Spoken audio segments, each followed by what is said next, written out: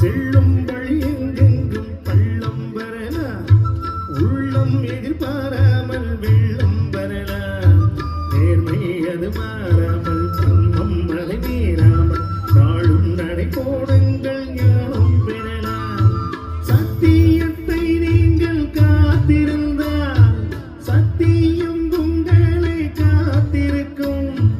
தாய் தந்த அன்புக்கும் நான் தந்த பண்புக்கும் பூமாலை காத்திருக்கும்.